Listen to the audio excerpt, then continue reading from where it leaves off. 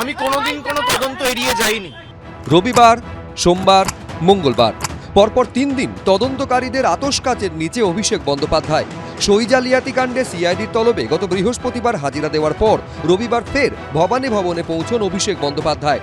অভিষেক বন্দ্যোপাধ্যায় যখন এলেন এখানে যে নির্দিষ্ট যে নিয়ম রয়েছে সেই নিয়ম মানতে হবে, নিয়ম মেনে একেবারে যে ভিজিটার রুম রয়েছে রিসেপশনে সেখানে যান। আই কার্ড গাড়িতে ফেলে আসার ধরুন আই কার্ড নিয়ে আসেন, আর তার এক সঙ্গে আসা এক ব্যক্তি আই কার্ড নিয়ে রিসেপশনে যান এবং সেখানে গিয়ে নাম লিখে আই কার্ড দেখিয়ে ছবি তোলা হয় এবং তার পরবর্তীতে তিনি ভেতরে প্রবেশ করেন।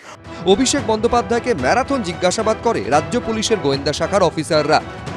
তদন্তের মতো চলবে এবং তারা যারাই অন্যায় করেছে তাদের বিচার হবে। রবিবার রাত পেরোলেই সোমবার প্রাথমিকে নিয়োগ দুর্নীতি মামলায় ইডির মুখোমুখি হতে হবে অভিষেক বন্দ্যোপাধ্যায়কে। সোমবারের পর মঙ্গলবার ভোট প্রচারে উস্কানিমূলক মন্তব্যের মামলায় সিআইডির তলবে তাকে হাজির হতে হবে ভবানী ভবনে। এত দুর্নীতির সঙ্গে যদি যুক্ত থাকে তাকে তো প্রতিদিনই লাগাতার একের পর এক তদন্তের সম্মুখীন হতে হবে, তদন্তকারী আধিকারিকদের প্রশ্নের সম্মুখীন হতে হবে। এটা নতুন কথা কি? ভাবিয়া করিও কাজ, করিয়া ভাবিও না, এসব করার আগে ভাবা উচিত ছিল। আর মমতা ব্যানার্জিরও রাশ টানা উচিত ছিল। গত শুক্রবার বিধানসভা ভোটের প্রচারে উস্কানিমূলক ভাষণের অভিযোগে অভিষেক বন্দ্যোপাধ্যায়ের বাড়িতে গিয়ে নোটিশ ধরায় সিআইডি। সেই সময় তৃণমূল সাংসদ বাড়িতে না থাকায় অভিষেক বন্দ্যোপাধ্যায়ের অফিসের কর্মীর সঙ্গে কথা বলেন সিআইডি অফিসাররা। মানে ওটা কি স্যারকেই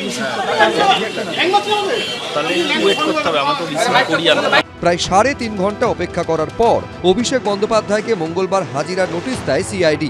ভোট প্রচারে বারবার ডিজে বাজানোর কথা বলেছিলেন অভিষেক বন্দ্যোপাধ্যায়। 4 তারিখে রবীন্দ্রসঙ্গীতের সাথে গ্রামে একটু করে ডিজেও বাজবে। এই মামলাতেও অভিষেক বন্দ্যোপাধ্যায়কে ডেকে পাঠিয়েছে সিআইডি। দীপক ঘোষ, সমীরণ পাল, एबीपी आनंद। लेकिन अभिषेक बनर्जी जो नेता है ना, उसको हम लोग मानते नहीं है भैया, बहुत दुख की बात है, वो लोग मेरा बात শুনতে নেই।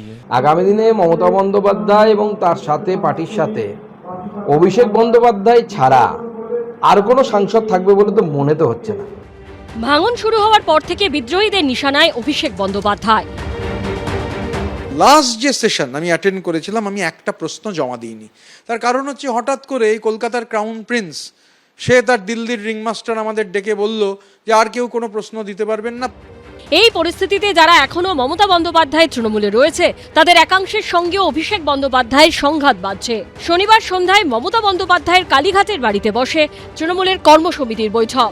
সাংগঠনিক রদবদল নিয়ে ডাকা সেই বৈঠকে উপস্থিত ছিলেন মমতা বন্দ্যোপাধ্যায়, অভিষেক বন্দ্যোপাধ্যায়, কুণাল ঘোষ, সৌগত রায়, কল্যাণ বন্দ্যোপাধ্যায়, শোভনদেব চট্টোপাধ্যায়, দোলা সেন ও ডেরেক ওব্রায়েনরা। তৃণমূল সূত্রে খবর, ওই বৈঠকে মমতা বন্দ্যোপাধ্যায়ের সামনেই কুণাল ঘোষের চ্যালেঞ্জের মুখে পড়েন অভিষেক বন্দ্যোপাধ্যায়। বৈঠকে সংগঠনের রদবদল সংক্রান্ত কয়েকটি বিষয় অতি দ্রুত পদক্ষেপ করার কথা বলেন কুণাল ঘোষ। দাবিগুলি সেই মুহূর্তে মানতে রাজি হননি অভিষেক বন্দ্যোপাধ্যায়। তিনি বলেন এ বিষয়ে পরে আলোচনা হবে। তৃণমূল সূত্রে খবর, তখন কুণাল ঘোষ অভিষেক বন্দ্যোপাধ্যায়কে বলেন লেবু কচলে তেতো করবে না। এরপর অভিষেক বন্দ্যোপাধ্যায় কুণাল ঘোষকে বলেন সুমিত রায় সম্পর্কে আপনি সংবাদ মাধ্যমে বিরূপ বিবৃতি দিয়েছেন। কুণাল ঘোষ বলেন 100% বলেছি, কারণ সুমিত রায় দলের কেউ নন এবং তাকে কোনোভাবেই আমি দলের তরফে বিবৃতি দিয়ে ডিফেন্ড করতে পারবো না। অভিষেক বন্দ্যোপাধ্যায় বলেন আপনি আমার সম্পর্কেও বিরূপ মন্তব্য করেছেন।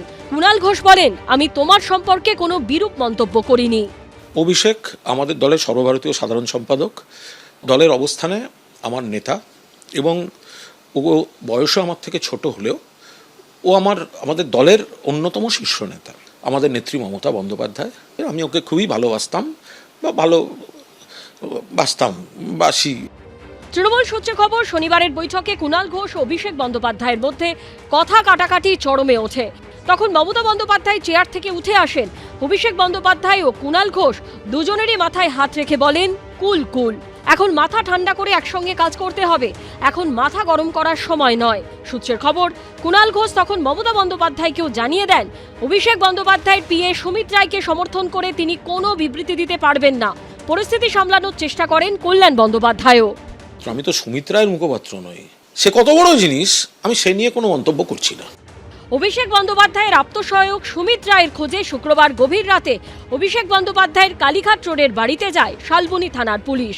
সূত্রের খবর, 4 ঘন্টা ধরে ডাকাডাকি সত্ত্বেও দরজা না খোলায় ভাঙা হয় তালা।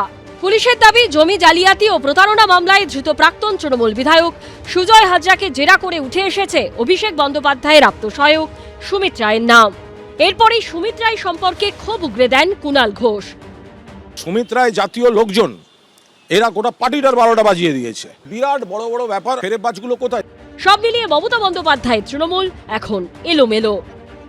অনির্বাণ বিশ্বাস ও অর্ণব মুখোপাধ্যায়ের রিপোর্ট, এবিপি আনন্দ।